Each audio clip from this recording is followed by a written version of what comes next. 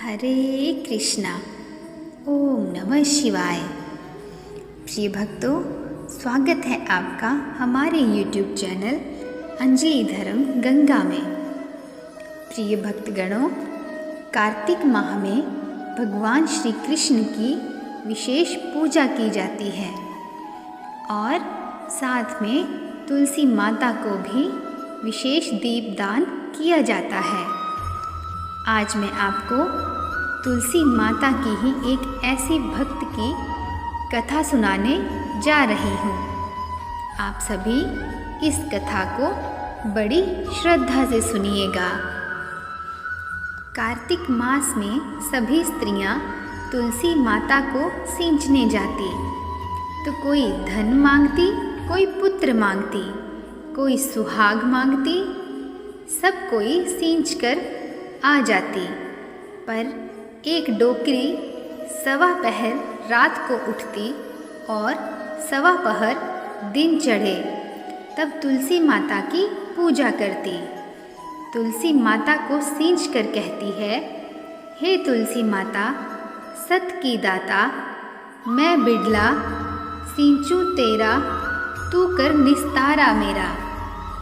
तुलसी माता, बहू दीजिए, बेटी दीजिए, पोता दीजिए, लड्डू दीजिए, पीतांबर की धोती दीजिए, गहना दीजिए, घी का घड़ा दीजिए, मीठा मीठा खीर और पूड़ी दीजिए, दाल भात का भोजन दीजिए, धन दौलत दीजिए, बेटा पोता को काम दीजिए, तुलसी का पता दीजिए, मुँह में गंगा जल दीजिए, सूरज जी की साख दीजिए, जल यमुना की नीर दीजिए, 11 को दिन दीजिए, मारू तो वैकुंठ में बास दीजिए, चंदन को दाग दीजिए, मरूं तब आप श्री कृष्ण का कंधा दीजिए, हर हर करते वैकुंठ जावे, रोज इतना कहकर आती थी। उस डोकरी की इतनी सारी बातें सुन सुनकर तुलसी माता सूखने लगी। तब भगवान ने पूछा कि आपको सभी स्त्रियां आकर उगाती हैं और पूजा करती हैं, तो भी आप सूख रही हैं, ऐसा क्या हो गया?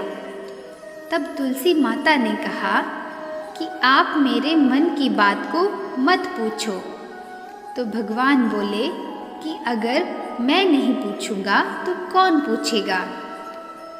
तब तुलसी माता ने भगवान से कहा कि एक डोकरी माई आती है और रोज़ इतनी सारी मन्नत मांगती है, पर मैं सभी मन्नत को पूरा कर दूंगी, फिर भी मैं आपका कंधा कहाँ से दूंगी?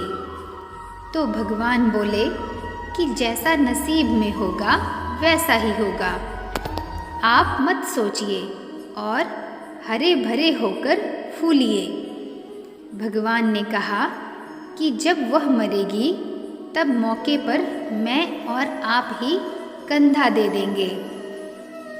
आप सुबह जब वह पूजा करने आए तब कह देना कि तुम्हें सब कुछ मिल जाएगा। कुछ दिनों बाद वह डोकरी ठोकर खाकर रास्ते में गिरकर मर गई। पूरे गांव के सभी लोग आए और डोकरी को सभी लोग धर्मात्मा मानते थे। उसको तुलसी जी की डोकरी कहते थे। उसके परिवार में कोई नहीं था, इसलिए गांव वालों ने ही उसके अंतिम संस्कार करने की योजना बनाई और उसे नहलाकर जब वैकुंठी पर बैठाने के लिए उसे उठाने लगे तो उसकी लाश इतनी भारी हो गई कि उसे कोई नहीं उठा पाया। तो यह देखकर लोगों ने तरह तरह की बातें बनाना शुरू कर दिया और कहने लगे कि यह इतना पूजा पाठ करती थी, हर समय माला फेरती थी, इसलिए यह इतनी भारी हो गई है।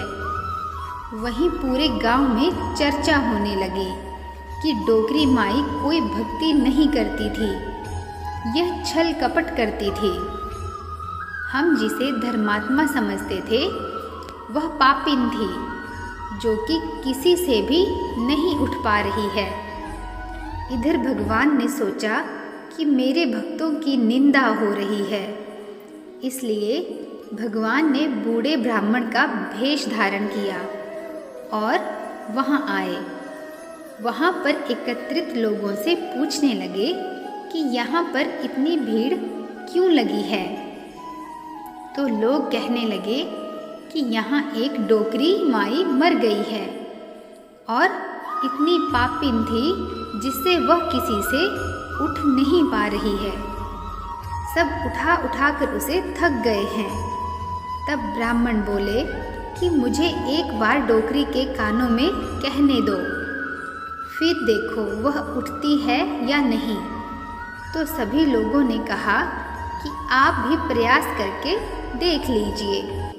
तब भगवान ने डोकरी के कानों में कहा कि हे डोकरी माई, देखो मैं आ गया। और जो डोकरी पूजा करते समय शब्द कहती थी, वह शब्द उसके कानों में कहने लगे, तू बिड़ला सींचू तेरा, मैं करूं निस्तारा तेरा। डोकरी माई बहू ले, बेटी ले, पोता ले, लड्डू ले, पीतांबर की धोती ले, गहना ले, घी का घड़ा ले, मीठा मीठा खीर और पूड़ी ले, दाल भात का भोजन ले, धन दौलत ले, बेटा पोता को काम ले, तुलसी का पत्ता ले, मुँह में गंगा जल ले,